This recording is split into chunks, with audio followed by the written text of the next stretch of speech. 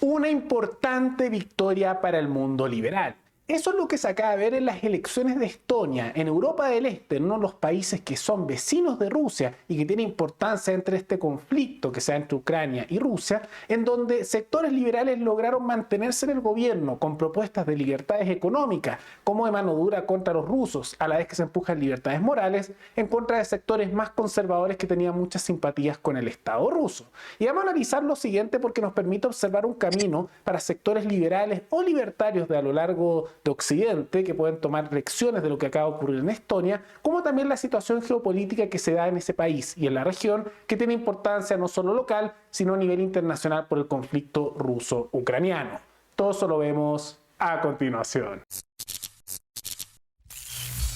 Hace algunos días ganaron las elecciones en Estonia el Partido Liberal, conocido como el Partido Reformista Estonio. Ahora, es importante tomar en cuenta que Estonia es un país con una situación bien particular. En tiempo reciente sufrió la conquista y una opresión bastante fuerte por parte del Imperio Ruso, donde intentaron hacerle rusos unas limpiezas étnicas para convertirlos en rusos. No funcionó por completo, pero hay un porcentaje importante de la población que es de origen ruso por esos desplazamientos forzosos. Durante el periodo soviético, cuando tuvieron una leve independencia antes de su conquista por la Unión Soviética, fueron, conquistados, toda una independencia de unas décadas, pasaron por más de medio siglo bajo control de la Unión Soviética y lograron independizarse a comienzos de los 90 con la desintegración de esa Unión comunista. Y dentro de eso, a diferencia de otros países europeos, Estonia tomó el camino de seguir un sendero más bien liberal, en el sentido de empujar tanto políticas económicas liberales, bajando los impuestos en distintas áreas, privatizando empresas, empujando mayores cortes de la grasa estatal para dar mayor eficiencia,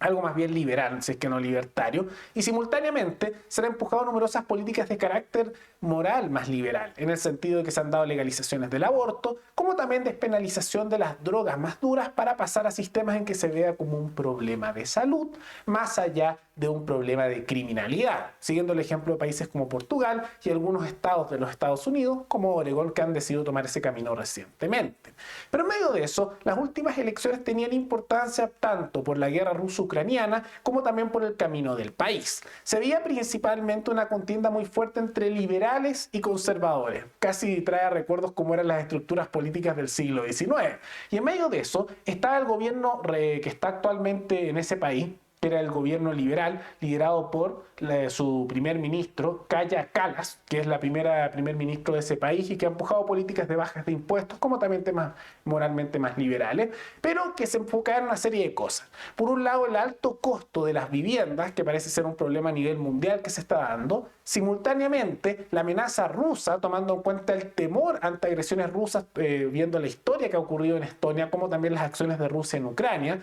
siendo que todos esos argumentos de minorías étnicas como reclamos históricos que hace Rusia en Ucrania, fácilmente se los podrían hacer a Estonia y cualquiera de los países bálticos,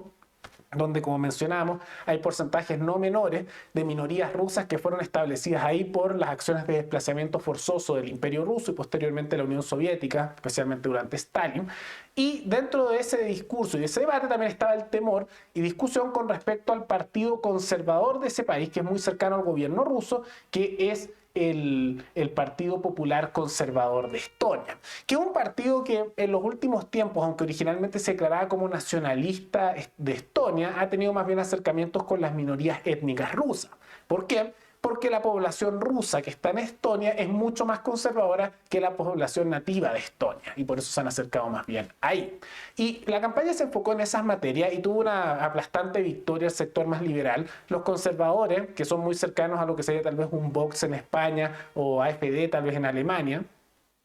sectores que son muy críticos con todo lo que no sea acercar una visión conservadora, tanto con las drogas como con el matrimonio igualitario, como también simultáneamente con cualquier cosa que se aleje de esos paradigmas más tradicionales, tuvo un resultado que no fue muy positivo y fue peor del esperado, en el sentido de que se observó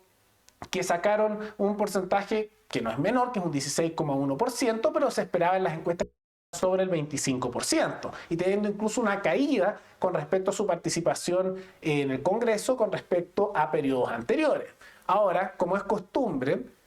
ya, están acusando fraude porque no les gustaron los resultados, que parece ser algo que se repite en distintos países, esas acusaciones. De todas maneras, no hay pruebas de ello. Y los que fueron más beneficiados aquí son los sectores que acusan que son de centro derecha, que son más bien los sectores liberales que se mantienen en el poder. Y hubo una campaña más bien del terror de lado y lado con respecto a esto, porque por un lado, como el sector más conservador de Estonia tiene vínculos muy fuertes con el gobierno ruso y con sus mentalidades, como también con Putin, esas son las acusaciones que se hace, y al mismo tiempo empujan una mentalidad moral y más religiosa que podríamos decir que es de otra época dentro de ese país, generó temores en grupos poblacionales y eso llevó a que votaran por los liberales para que no ganaran los ultraconservadores. Y simultáneamente,